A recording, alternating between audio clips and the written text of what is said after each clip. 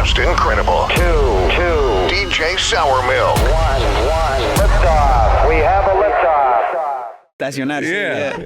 But parking space is just the longest word ever. So you want to say un parqueo, but it's like estacionamiento. Like it's just too exactly. much. Like, come on, dog. We don't got to do all that. Yeah, exactly, bro. Exactly.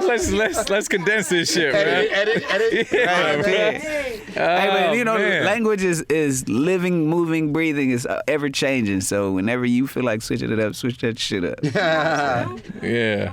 Switch it up, goddamn. Yeah, you got to. Everybody got a code switch. We got DSmoke in here, man, and we're taking Spanish classes right Spanish. Hey, it's an exchange. It's a fair exchange. Yo, wait, how did that even come about? Like, where does the Spanish come from, man? Is that just something that you learned in high school and you were like, yo, I'm running with this shit? You know what? So I wanted to learn Spanish as early as like when I was 10 years old. Like two things happened. I went to a middle school that was primarily Latino, right? Okay. And also, my family took a trip to Mexico, San Felipe. Some people that we knew had some property in San Felipe, and that was kind of like between my friends speaking it and just going to their house and their parents speaking it, and I'm like just lost, like, damn, what's happening? Yeah, what the fuck? Right? You know what I'm saying? And then going to a place where that's the primary language, it was like, okay, I want to learn this as a kid. You know what I'm saying? I want it for myself. Yeah. You know, now. You know, I didn't know what it would take to actually learn it. So I'm telling my friends back in middle school, like, all right, give me a word a day. And, you know, in a year, you know, I'm going to be good. I was like, no, that's not going to get me there.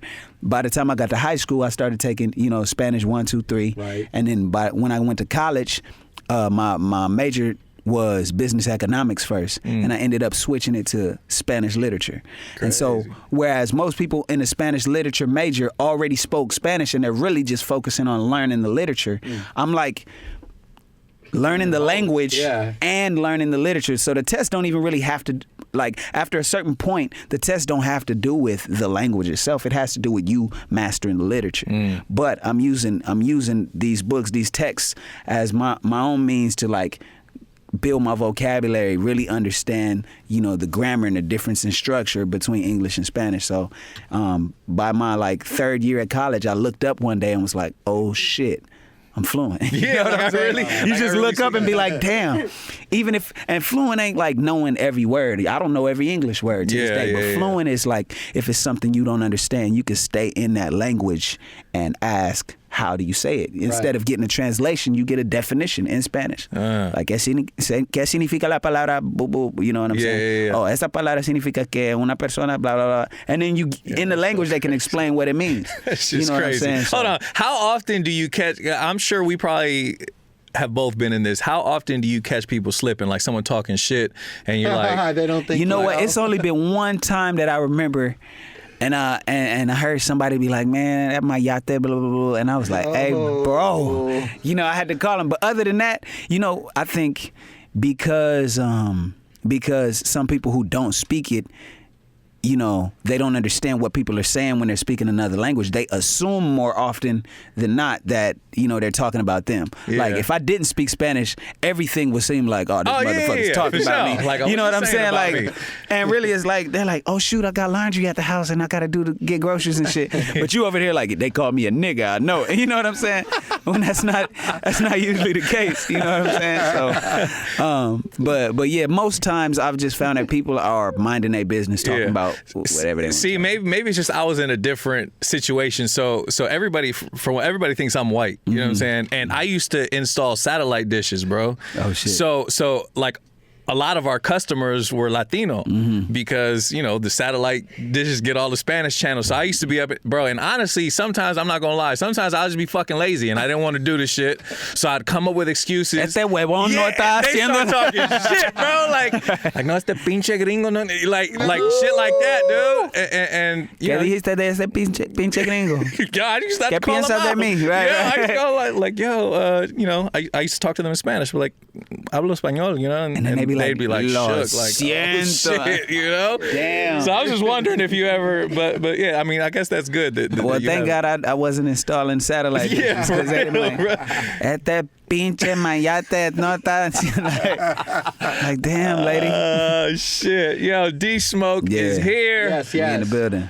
Black Habits, new album. Yes. Talk to us about the new project, man. Man, Black Habits is a celebration of blackness. It follows my family's story through drug addiction, incarceration, pops being gone, long distance love between mom and pops, him coming back, redemption, being an incredible father, me celebrating that, and it just has some really dope moments, man.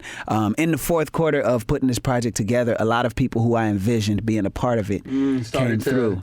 I always wanted to work with Uncle Snoop. You know what I'm saying? Snoop came through late in the game and blessed the project.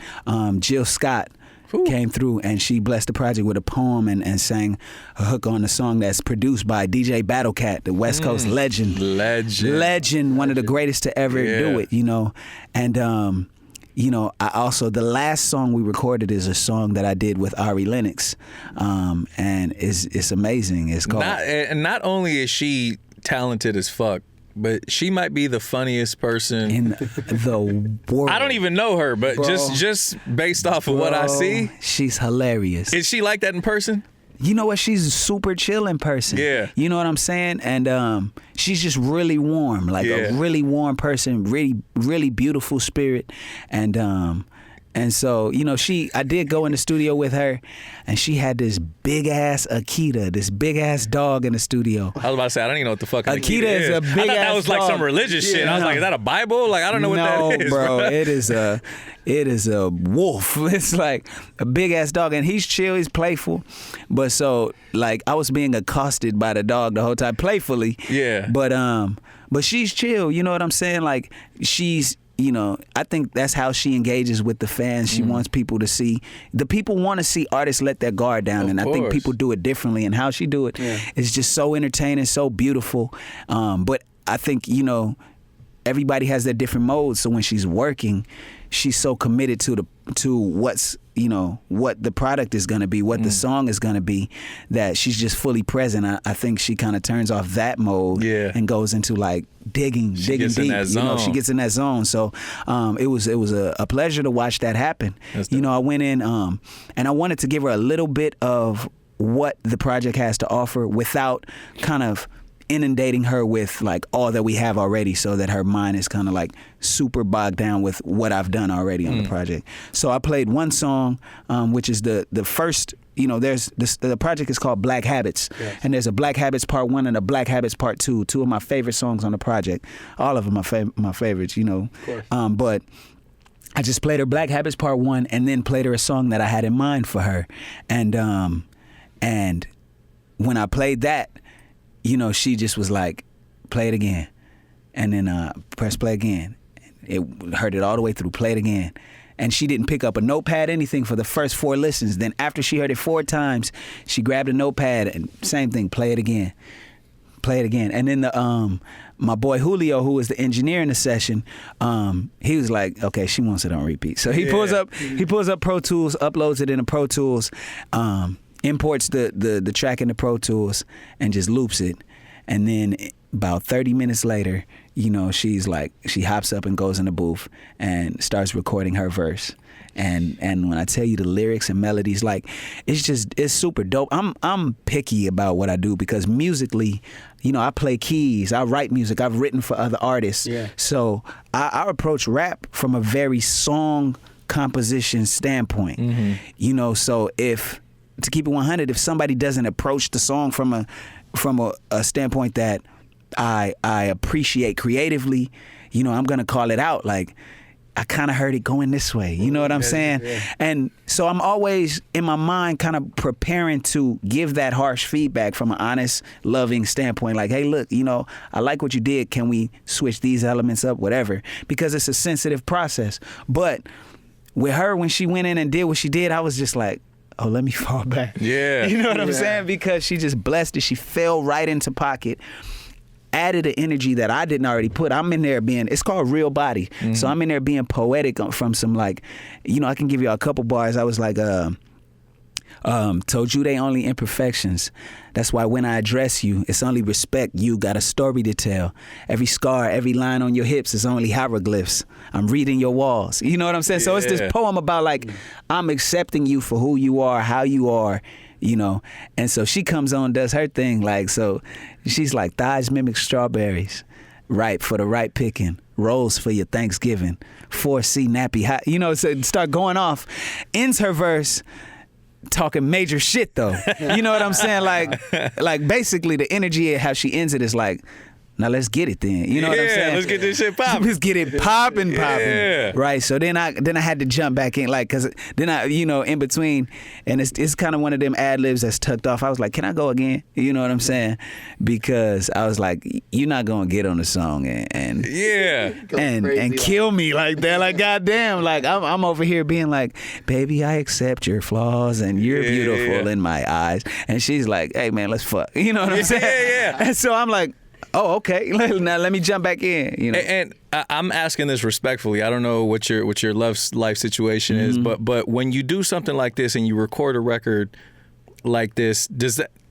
And this is just me being super blunt and honest. Like, do you ever want to just be like, yo, like the energy? I want to fuck her right now. You stupid. Like I mean, maybe not in those words, but is there like a, because there has to be a connection there, right? In order for you guys to make that song, does it ever go deeper than that? I think it's a creative connection. Yeah. You know what I'm saying? And I think one, we'd be fucking our lives up if every time we did a song we had to do the shit that the song is about. You know what I'm saying? I'm from Inglewood. It's like if I talk about having a pistol on me, I'm not fucking carrying this shit in the building right now. Like goddamn, you know, I can't move. If I gotta live every single lyric every day, you know, I'm reckless.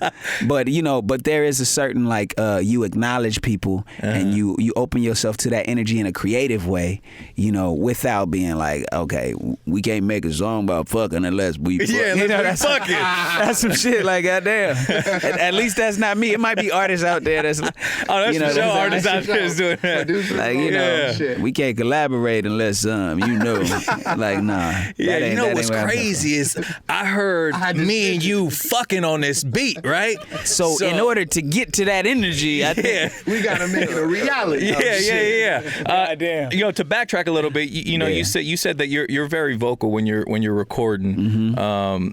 Has there ever been a time when you've told an artist like, yo, this isn't what I had in mind, and it's gotten uncomfortable and to where it's like they took it the wrong way, or has everybody been pretty open to your feedback? There were times where like there are songs on the project that have features on them that there were other people who had recorded that part initially. Okay. For example, Sunkissed Child features a friend of mine named Iguocho, who I met through like UCLA, and it also features Jill Scott. You know, I had another friend who's a dope artist, you know, who had sang it before, but I felt like that wasn't it wasn't delivered the way I had in mind, because it's a very particular melody. I'm basically, that beat I got from Battle Cat and Rants from 1500. Okay. So, you know, I heard somebody, I think Rance said in the quote, like, if you listen to the track, it'll tell you what's supposed to be there, what fits in there, you know, at least some tracks. And so it was a very specific melody that was in the beat that I wanted to follow. And unless that melody was, you know, follow with the right texture, then, you know, we had to go back in on it, you know. So, you know, that's always something that people just have to be open to. And, you know, I think people who work with me know my process, and I'm open enough to communicate why I'm doing certain things, you know. So it hasn't been something that caused like a major rift between people I'm working with. It's just been that, you know, some people been a little disappointed, like, damn, I would have loved to feature. Of course, as they should, man. Yeah. Let's rewind it a little bit back to, of course, the rhythm and flow. Yeah, let's go there. Let's talk about it. What was that experience like, and what did you kind of take away from, you know, that experience? What did you learn from it? It was an amazing experience, right? It was like pledging. It was like being hazed a little bit in certain respects. And first and foremost, the producers from Rhythm and Flow reached out to me because of something that we they saw us do online. We created a campaign called Run the Subtitles, where I was posting 1-minute videos where I was rapping in between English and Spanish to familiar beats. And that was really, I had already had a full project done, and I was like, look, you know, at the time I had 7,000 followers, and I was like, we got this body of work that's amazing and deserves to be in front of a much larger audience. What are some strategic things that we can do to grow this following organically? Yeah. And so that's what we did, not knowing that it would attract that opportunity. And they saw it. You know, we got some Battle Cat. I did a beat, you know, I did once a week and Freak It. You know, Battle Cat shared it. Like, hey, it's a nigga out of Inglewood, and Battle Cat from the blue side, you know what I'm saying? Yeah. And shows love. Him and Snoop pushed the line major on like red rag tie with the blue rag, like we on this peace movement, you know, unity movement. But Battle Cat was like, it's a kid out of Inglewood, y'all need to check him out. You know, Jill Scott shared some stuff, and different people, Tyrese shared it, and so a lot of the right people caught wind, and the producers were like, hey, we see what you're doing. I think it would be dope if you came out and represented the West doing that. And so that's how I got there, you know. Now, I'm not going to lie, when I got there and I was in a room with 32 rappers, you know, on the West Coast, I just felt out of place, right? Because I believe that real art is not competitive. Nipsey even said, like, if you allow yourself to enter a competitive mindset, you're removing yourself from a place where you give your unique contribution to the world, because you're putting yourself up against somebody else, which is already like not the right creative mindset. And that's where I'm coming from. Like, this is art. I'm not here to be judged. I'm not here to be critiqued. You know what I'm saying? I don't really want your feedback. You know, with all due respect, they're legends, but you know what I'm saying? And that was also my mentality when I stood up there. Like, I'm not standing up there to be judged. You know, I actually just lent y'all my creativity. It's like, you know what you bring to the table. Exactly. And so, you know, I've noticed that since you walked in, you carry yourself well. You're super confident. Have you always had that? Like, do you? I feel like you're not the type of dude that ever gets nervous or shy or. Man, you know what? I don't get shy. I can and do get nervous in certain times. It's just because I respect the moment. I don't take moments lightly. Like, I think people mistake confidence for like, oh, you just know everything. Like, no. Things can go different ways. I've had harsh experience that teach me, like, okay, you go into every moment with the utmost respect. So even here now, it's like, I'm very present, you know, intentionally, you know. But like, for example, I was shy. I'm not shy. I was nervous in my finale performance on Rhythm and Flow. Like, you know, to the point where my hands were almost shaking. I had to literally, as a discipline, be like, deep breath, Smoke. You got this. You've been here before. It's the self-talk, the professional ass self-talk. And then you exhale and then do it. Yeah. You know what I'm saying? And even Queen Latifah said, if you're not ready, do it scared. But do it. You know what I'm saying? So that's kind of the approach. And then that's like trusting yourself amidst the nerves, you know. But no, I'm not beyond being like, this is a big moment. Yeah. But, you know, you still shoot that shot, you know. And digging a little deeper into the show, was there any convincing that had to go into that, or were you open to it? Because I know a lot of times, you know, with like rap shows and stuff like that, it could almost seem like corny. Like oh man, I don't want to do this shit. That shit's corny. That's an amazing question. So I agreed to do the show, and then they sent over the paperwork that basically said, and now the reasons. The show did some amazing things in that it didn't require artists to sign to a major label. There's no contractual agreement if you win that you have to be locked into this deal. Right. That's a big credit to the judges, because Chance, you know, Tip and Cardi wouldn't be a part of it if it's like, we're not gonna put our names on something where you locking these young, hungry artists into some fucked up ass deal. Yeah. You know what I'm saying? So that's a credit to them. So that part was in the contract, but there was a part that was basically standard reality TV language that basically said, anything you do on the show can and will be used, whether or not it reflects negatively on your artistry, right? And they even probably have the ability to design that moment a little bit. Exactly. And that could get tricky. Exactly. So when I said that, I'm from the school of like, if you tell me something, I'm gonna believe you. You know, if you say, whatever you do can be used against you. You know, I'm gonna be like, well then fuck it. I'm not here because I need this. Yeah. Like the momentum that got us this is gonna continue. So we'll just, if I was at probably like 20 of those videos, the run the subtitles videos. Okay. The plan was to do 52. So let's do 52. You know what I'm saying? Yeah. So I called them and I said, we're gonna pass. We're not gonna do rhythm and flow. And that's a real conversation. I had just gone to a Clipper game with one of my managers, and we called them and like, we're gonna pass on it. And then I think I left a message, and then they called back like, bro. It was like, no. It was like, look, there are so many people committed to doing this differently, and you know, I'm proud that I took them on their word. Of course, we're here. Yeah. And that was the truth. You know, I was not wrong for thinking that it could have been something had I not been on watch, because even throughout the whole process, I was still determining what instructions to listen to and which ones to ignore.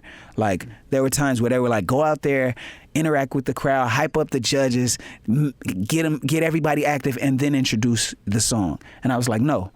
I'm not giving you any moments other than performance moments. And that was intentional, you know? And so that was the mindset. So both like us knowing the risks of it informed how we approached it, you know, and us being willing to turn it down made us more careful going into it, because it was times where I was like, you know, no, this is not going to reflect well on me. So let's figure out another way to do that. Smart. That's dope, man. Yeah. And I know they respected it too. They did. Ultimately, yeah, they did. to. They did. And I respected their openness to make those adjustments on the fly. Some of them took a little more pushing on my part. Like on the sample round, not the sample round, on the feature round, when I did the performance with Miguel, I was told I had to be on stage the entire time, even though my verse is after him doing 2 verses.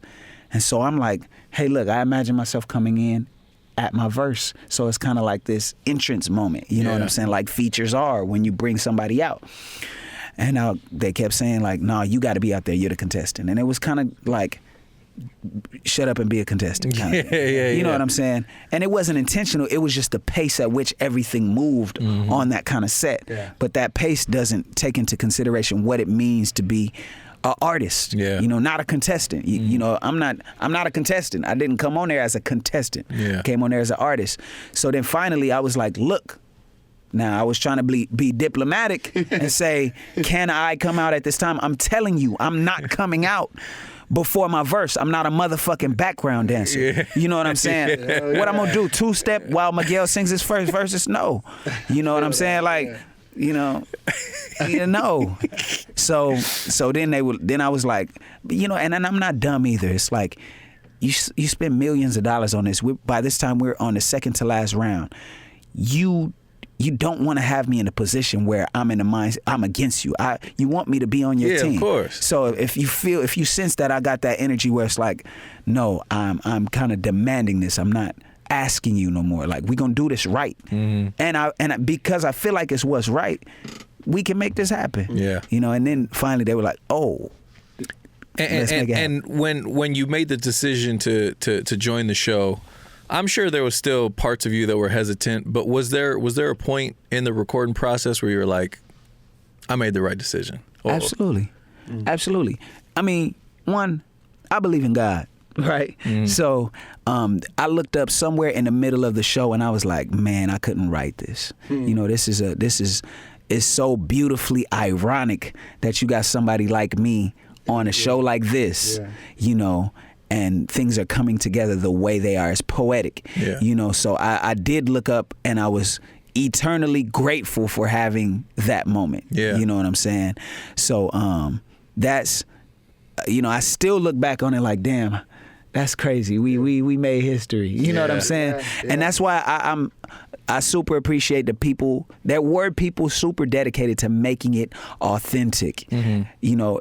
The judges they chose had everything to do with me choosing to be a part of it. The network they chose had everything to do with me choosing to be a part of it, because it's more of a documentary storytelling platform than say a Fox or an ABC or an MTV. You know what I'm saying? No knock to those, but you understand the politics contribute to what you can come up with. Yeah. You know, whereas on Netflix they had a little more free reign to do something authentic, and they did that. You know, so that's dope, man. Do you remember a good piece of advice you got, whether it was from like T.I.? Did he give you something that you hold on to moving forward? Or anybody from the show? Yeah. Well, Chance told me, Chance was like, invest in yourself. Invest in yourself. Like, Chance also said, hire the people that you want to fill certain roles. Like, you don't have to sign away stuff. Yeah. You know what I'm saying? And then, you know, Tip has said all kind of stuff. Tip, you know, I can't really put into words what Tip has taught me. Tip he flew me out to Atlanta like shortly after the show was over with no ulterior motive, like, hey, bro, walk with me. You know what I'm saying? Like, because, and from the beginning of the show, and, you know, I got a rap that says, you know, the untrustworthy say trust no one. But I say real recognize real. You know what I'm saying? Yeah. You know, so Tip, I think early on in the show, Tip kind of gave me that eye contact. It was like, I see you, bro. Yeah. And he was a big reason why I chose to do the show, because I think he would have that, he could call out the degree of authenticity after one interaction. So when he brought me out to Atlanta, it was for no reason more than to just interact, get in the studio, chill. Every day, I was out there for like 5 days. Every day, he was going to these different spots in Atlanta where he sit down like by himself, no bodyguard, nothing, jewelry on, whatever, order his salmon and cheese dip and shit. Yeah. You know what I'm saying? And just chop it up. And he kind of taught me about what it meant to be famous with grace and wisdom and charm and shit. Like, T.I. is a real king of the South kind of dude. Superstar. How he moves is dope, and I appreciated that, because like T.I. is the kind of dude that'll initiate conversations with fans before they realize T.I. just walked up on him. Yeah. Like, he'll walk up in there and be like, "What's up, man? How you doing today, brother?" Yeah. And they be like, "Wait, what the hell?" You know what I'm saying? Like, and so there's no price you could put on that kind of education on, like, look, man, you know, your life is about to change, but it don't have to change you. You know what I'm saying? So I can't say any one lesson Tip taught me. You know what I'm saying? Yeah. And then Cardi, the day I won, Cardi was like, you know, bro, social media is a tool. Utilize that shit. When people follow you, they following you. Like, give them something. You know what I'm saying? And so everybody gave us a little bit.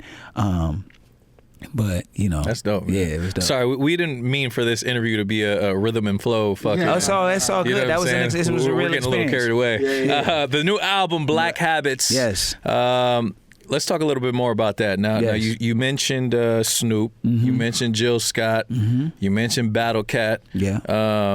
Are these all people that you kind of listened to growing up? What was the the music like in, you know, for you growing up? Man, you know what?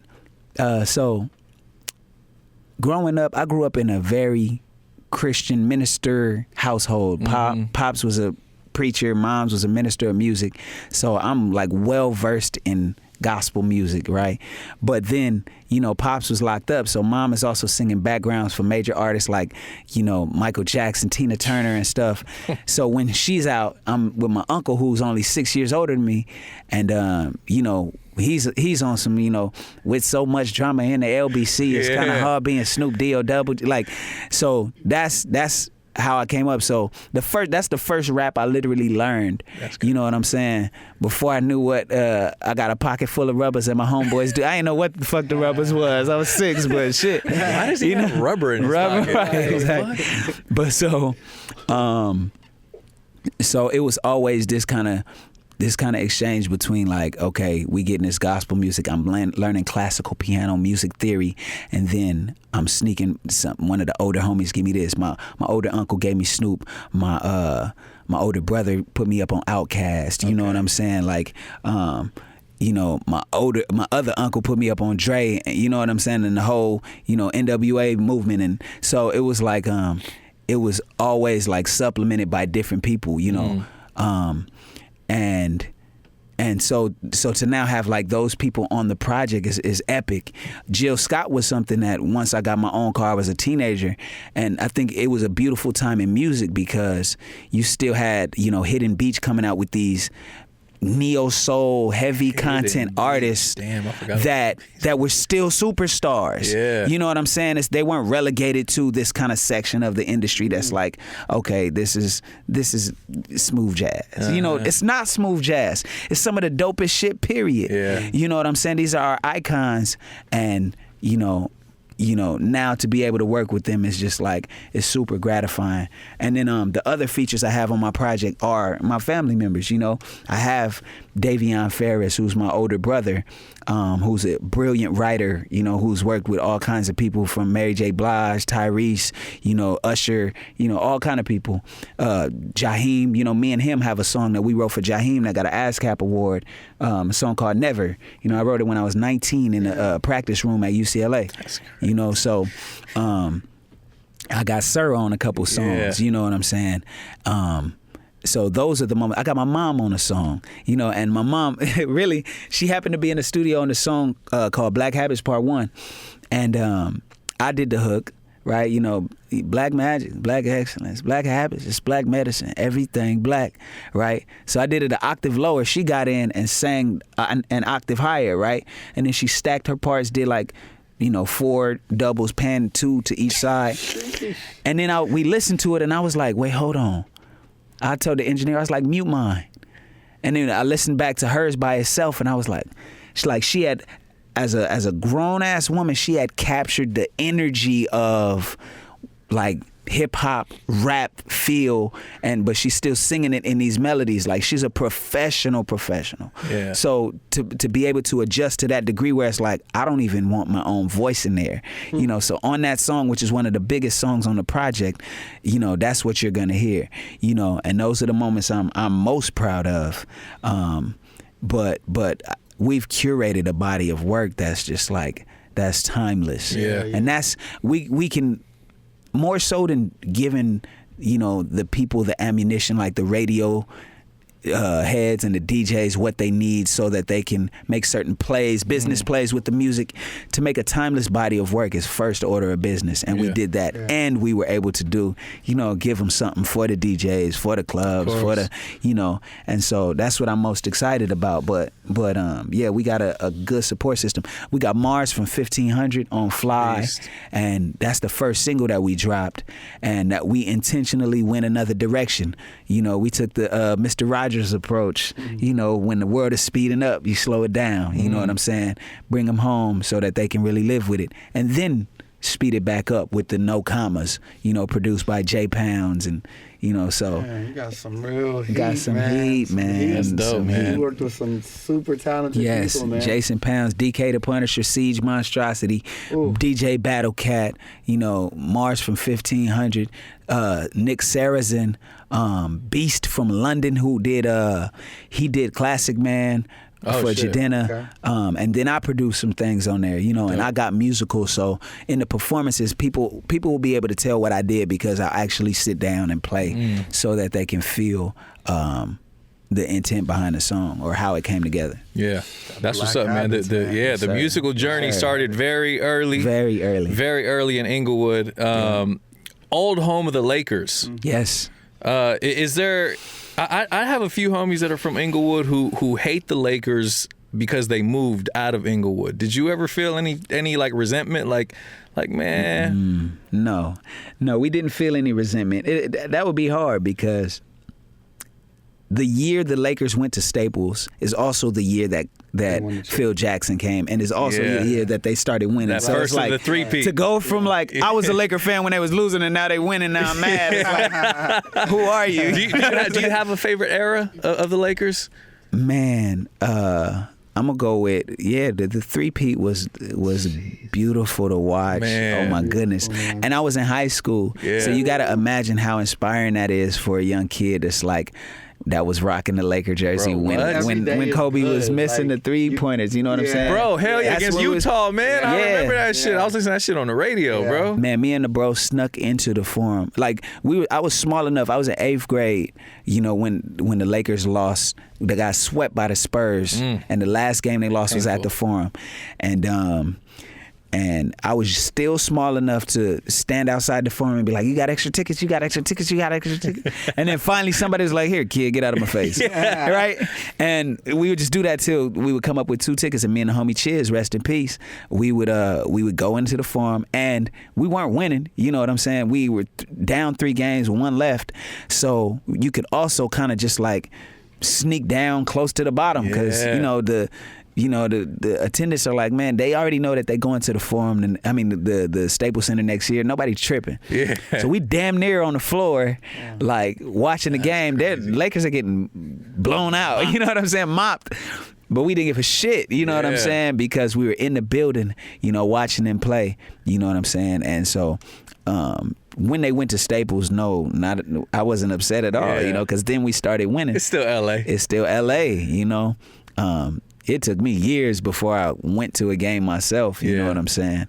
But when they won that championship, you know, I remember my parents had a Nissan Quest van, and, you know, so I was 14, I wasn't driving yet, but, you know, they let somebody, it was probably my uncle, they let him borrow the van, and we were on Crenshaw. We went from Crenshaw, Manchester down to Crenshaw and Slauson, crossing through all kind of neighborhoods. Did nobody give a shit, because everybody just had their Laker t-shirts out the window, like waving the flag, hanging out the sunroof, you know, so that's what that was like, you know. But I do think Inglewood natives are Laker fans in a different kind of way, you know, because that's the home. In our minds, it's the Inglewood Lakers. Yeah, you know what I'm saying? Right. For years, since they came from Minnesota. Yeah. You know what I'm saying? Or Minneapolis. Yeah. It was the Inglewood Lakers. Yeah. You know, and I still, with all these stadiums being built in the city, I'm still waiting on, somebody to call out a team and be like, look, Inglewood is its own city. We gonna go ahead and say we're the Inglewood this, the Inglewood Rams. What we doing? Right. Yeah. Don't come to Inglewood, make money off of the land and then be like Los Angeles. Yeah. Anaheim. What's Anaheim? You got the Angels. Yeah. It's not no major city, you know what I'm saying? Yeah. So just call it like it is. But that's a whole nother argument. The Inglewood Lakers. Do you have a favorite Kobe moment? Oh man, is there one that sticks out to you, man? The one that sticks out is when he I forget who was defending him, but he hit him with the crossover, drove to the lane. Pippen. It was Pippen, and he threw the lob up to Shaq. That's one. But then when he did on the fast break, when he hit the hard dribble drop step around the back, and then the 360 dunk. Yeah, I think that was against Denver. I forget who was defending him. I think that was against Denver. Then I think it was one on KG when he drove baseline. And underneath, and then dunked it. You thought he was just gonna lay it up, and he dunked it and fell and rolled. Like, we could go on for days about that, but like, man, special dude, man. Special, very dude special. Brought us so many great memories, right? Yes, absolutely. You mentioned family. It's like I think about family moments too. Yes. On the other side of that TV, where I can remember them like it was yesterday. Yes. My grandfather, me and my pop. In the living room, 8, 9 deep, yelling, jumping. Bro. All breaking ages. Shit, bro. Yeah. Break it, bro. Grandmama, my grandmama is a praying woman, and she prays over everything, bro. She will lay hands on the TV for the game, bro. Like, dear Jesus, I pray that these Lakers win today. Like, seriously. And so it was like all ages, like kids running around, teenagers in there, uncles, aunts, mom, dad. So yes, they did give us those moments and gave us so much more like real inspiration. Yeah. You know what I'm saying? Because when people, even if you shooting a bucket of trash, it's like you see yourself in them. Like, you live through those people. So I tell people that all the time, man. I'm like, damn, dude. Like since the unfortunate passing of Kobe, I'm like, dude, I really would not have lived as happy as I'm living. You know what I'm saying? Like, bro, gave us so many fucking memories. Yes. It's crazy. And even people selfless. We like mutually met, like friends that you come up with that because you had that connection. Yeah, exactly. You instantly become friends. Like, you fuck with Kobe? Okay, we cool. All right, you good. Man, there were people I had to check on, like, because I thought of those moments. Yeah. And it's like, I'm a fan myself, a real one, like number 8. I got pictures where it's like me and my young homie, I bought my nephew a jersey, and we went to, back when there was still these photo parlors where you could go get the little wallet size printed little up. star shots. You go around, you sign the back of them and give it to your friend. Like, here you go. I went to the photo. You know what I'm saying? Like, it's Have a me good and my summer. Yeah, exactly. Don't ever change. Right. Don't ever change. You stupid. Keep in touch. Right. Exactly. So I was that kind of fan, but man, I forgot where I was going with that. No. Shit. Just the memories that the real memories, man. That he brought. I'm sure to each and every person who grew up watching the Lakers, man. I did want to ask about one more experience before you get out of here, because as a fan of yours and a fan of hip hop and a fan of the moments in general, I was excited when I seen the picture of you and Dr. Dre. Oh yes. I don't know if that was the first time you met him. The picture where I'm in the blazer, that was the first time I met him. Was it Game's birthday? Yes. So first off, shout out to Game. Yeah. Game was the first person to hit me up to be like, Smoke, what you did for the West, for the rap world was special. Yeah. Right? Because you legitimized this platform that previously wasn't there. Yeah. And you made it look good for the whole culture. Yeah. Come through, I'm closing out my album. Yes. It's pretty much done, but I'll find a space for you. And he played me the whole album, and I was like, oh, it is done. But he found a space for me. You know what I'm saying? So shout out to Game for doing that, because that was just real shit. You know what I'm saying? And again, he's become one of those mentors also, down to like when we were working out the paperwork, and it's probably shit I, should say on radio, but it's like, he's like, just let me know what you want. I'm like, all right, well, it's 2 verses and a hook. You did a verse and a hook, so you're entitled, in my opinion, to more than 50% of the writer's share. Yeah. So I'm like, give me 15%. Like, say the producer gets 50%, then the writers split 50%. I'm like, give me 15%, you get 35, we call it a day. He's like, nah, what we gonna do 25-25. So basically the writer's share, we splitting down the middle. Damn. And he was like, he was like, he said, greedy motherfuckers hang theyself when it's said and done. You know what I'm saying? This real nigga shit, bro. I appreciate you being a part of it. That's lit. And that was that conversation. That's dope. You know what I'm saying? So I have to tell that story because so many other stories make it in, and those ones, he didn't do that so that I can come up here and tell y'all about it. He did that because between me and him, it's just real nigga shit. Yeah. So shout out to Game. Game hit me like, hey, the party's here. And he's hit me consistently. The party's here. I have a show over here. It's a Christmas party over here. You know what I'm saying? And so it was because of Game that I met Dr. Dre for the first time. And Dr. Dre, what's funny is, people, when I meet them, it's like I meet them twice in the same moment. Like I meet Dr. Dre, he's like, oh, what's up? And I'm like, my name's Smoke. He like, oh, what's up? You know what I'm saying? Like, I know who you are. You know what I'm saying? It just switched up. And so we had that moment. Then he was like, oh, yeah. I was like, can I get a picture? He's like, of course. We took the picture. Then 2 days later, he was in with one of my homies, Julio, who also mixed on the project. And Julio was like, the dude that you met is my bro. He was like, man, bring him in. He called me when I was getting in with Los Racas. And I was literally on my way to a session with Los Racas, this rap duo from Panama who's super dope, who I was a fan of theirs, when I just started rapping in Spanish. And so I've been meaning to get in with them. Dre hits me like, pull up to the studio. And I had to tell Dre, like, I can't break my word to the bros, so I can't do it tonight. Which most people would be like, motherfucker, cancel them and go to Dr. Dre. Dr. Dre.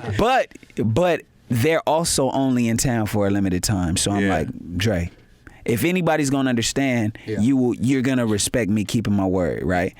Yeah. Dre lives out here. So I'm like, let me know when is another time I can do this. He was like, for sure. And then the next day, he was like, Smoke, you free now? I was like, yep. So then I pulled up, he put on some beats, let me know what they was working on. I can't say what that was, but I got a verse on some shit, and I hope to be able to share it with the world. But that was an interesting experience because Dre, you see why he's a legend. It's no mistake. And that goes for everybody who makes it to that level, down to Cardi B filming with her. Like, a lot of people like to minimize it too, like, oh, she's a personality and people love her personality, so she won. Like, no, it's no accident. She's smart. Yeah, brilliant. You know what I'm saying? She's doing. She knows exactly what she's doing. It's her formula. Yeah. You know, and it works. Yeah. So, and Dre, it's no accident. Dre, even when I was recording the verse, I learned so much in that moment. And that's the beauty of where I'm at now. It's like, okay, I deserve to be here. But you learn that the people who make it to the next level are the ones who are flexible to keep growing in the moment.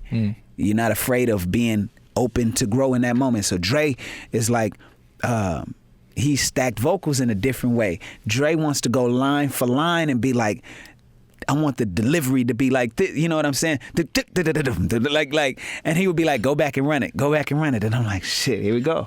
All right, you know, but then like once boot camp. Boot camp, you know, but then once it came out at the end, I was like, oh, this shit hard. You know he was right. It was dope, yeah, man. But that was a wonderful experience working with Dre, you know, and then working with Snoop. Snoop gave me game. Yeah. Game. Like, Snoop was like, hey, bro, when you went out to Japan, do you think you touched everybody that wanted to see you when you was out there? And I was like, no. It's like, bro, this is how you collect multiple bags when you leave a country. And I'm not going to say that, you know, that advice, but it was just like, it's so dope to meet people who wish you well. Yeah. You know what I'm saying? They're too big to have ulterior motives. Like, they got theirs. They just want to see you win. They just want to see you win. Yeah. That's dope. They want to see you win, and so I'm having a beautiful moment. This is I'm grateful to be here, and I'm excited to share what unique music, sound, talents, you know, concepts that I can share to the world. And it's more than music. Yeah. You know, the visuals, I wrote a book. It's a novel that's gonna come later. You know, it's a movie that's gonna come with that. I was acting in high school, you know. I was on, prior to putting out any music, I was on Judge and Amy, CSI, The District, Boston Public, a movie in Canada called Our America. Like, it's a lot that because of this opportunity we'll be able to do. That's what's up, man. Yeah, We're excited. We're excited to see what the future holds, man. It's beautiful. Black Habits album. Make sure y'all peep it, man. Aside from being an amazing artist, man, you're an amazing dude, man. Thank you. Appreciate your integrity and your Much passion, respect. and you know you coming up here tonight to hang with the Lakers and Power 106. It's mandatory. Thank you, man. Yes. Always open door, bro. That's right. Hey, thank you. That's I'll be right. back. Oh, for sure. Sooner than later. Oh, trust Okay. me. Yes, sir. Trust me. We're going to be banging online. Trust me. Hey, there we Let's go. go. There we go. Power 106, Yeah. number one for hip hop. Liftoff, Lakers. Yeah.